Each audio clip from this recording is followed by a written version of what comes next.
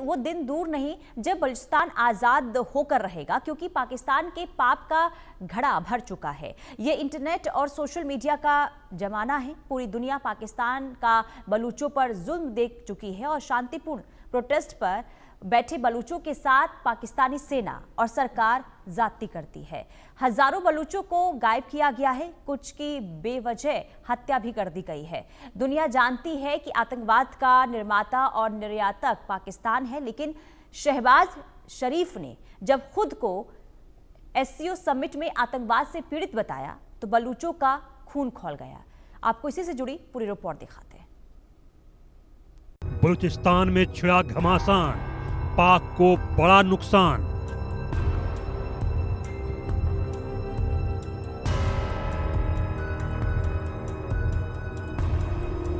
PLA का ताबड़तोड़ वार, अब की बार आर पार।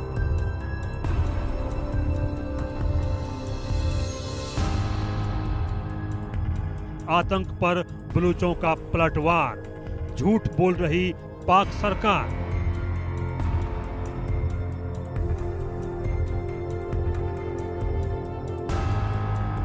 बलूचों से पाकिस्तान सरकार नफरत करती है और फिर बलूचों के खनिज संसाधनों से अपना पेट भी भरती है।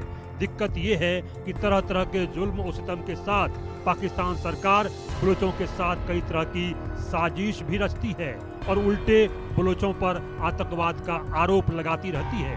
आप कुछ तस्वीरें देखिए और विचार कीजिए कि आतंक का शिकार कौन है। तस्वीरों में आप पाकिस्तानी सेना को निर्दोष बलूचों को पीटते हुए देख सकते हैं। एससीओ समिट में शहबाज शरीफ ने बलूचिस्तान को लेकर झूठ बोला। इसी के जवाब में प्रमुख बलूच मानवाधिकार नेता मीर यार बलूच ने पाकिस्तान के प्रधानमंत्री शहबाज शरीफ पर आरोप लगाया कि वे शंघाई सहयोग संगठन यानी एससीओ शिखर सम्मेलन में शांतिपूर्ण और वैध बलूच आजादी के आंदोलन को आतंकवाद करार देकर पाकिस्तान की युद्ध अपराध की छवि छिपाना चाहते हैं और अपनी सेना की महत्वाकांक्षाओं को साधना चाहते हैं।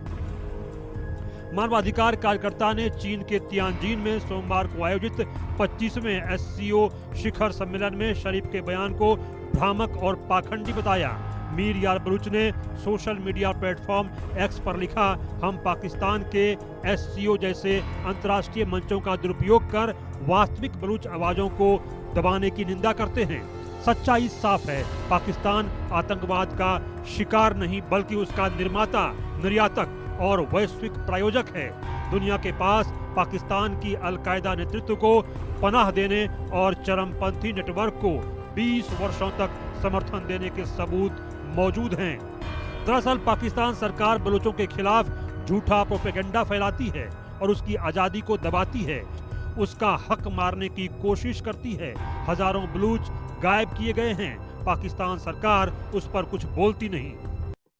डार्क गाड़ी आकर रुकती है, 20 मिनट 25 मिनट रुक के फिर चली जाती है। कभी ड्रोन हमारे घर के ऊपर आकर खड़े हो जाते हैं।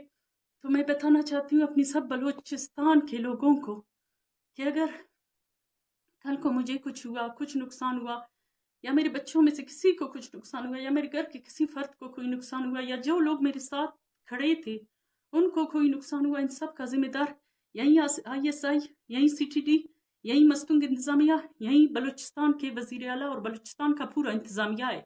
और वो बलूच नस्ल खुशी में मुलव्विस है। मेरे बेटे को बेगुनाह शहीद किया, अभी मेरा मुंह बंद करवाने के लिए अपने दल्लार बेचते हैं। कभी कहते हैं पैसे लो, कभी कहते हैं आपको ड्यूटी देंगे, आपके बच्चों को अभी से ड्यूटी पे लगाएंगे। मुझे ना ड्यूटी चाहिए, मुझे ना पैसे चाहिए, मुझे मेरे बेटे के कातिल चाहिए। हर उम्र के लोगों को गायब किया गया है। परिवार के लोग फोटो लेकर शांतिपूर्ण प्रोटेस्ट कर रहे हैं, लेकिन कहीं कोई सुनवाई नहीं होती। अस्सलाम वालेकुम।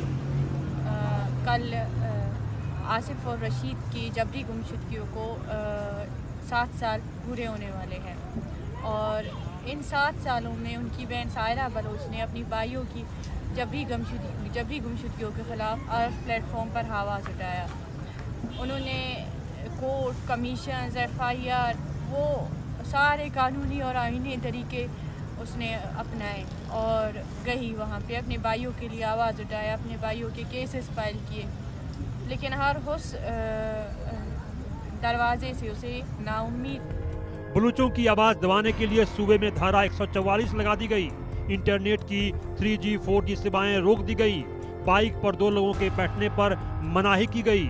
जाफर एक्सप्रेस की सेवा सीमित कर दी गई। लेकिन इससे क्या हुआ? क्वेटा कराची राजमार्ग पर सैकड़ों बलूच इकट्ठे हो गए और लगातार वहां पे जाम लगाया गया। लेकिन पाकिस्तान सरकार कुछ नहीं कर सकी। बलूच खुलेआम दहशतगर्दी के खिलाफ आवाज बुलंद कर रहे हैं। निर्दोष बलूचों पर अत्याचार, बलूच आजाद होंगे इस बार। PLA का ऑपरेशन 8, मुनीर को बिग थ्रेट। बलूच आजादी की मांग को लेकर मैदान में डटे हुए हैं। बलूच लिबरेशन आर्मी ने 8 जगहों पर ताबड़तोड़ हमले कर पाकिस्तानी सैनिकों के दांत खट्टे कर दिए हैं।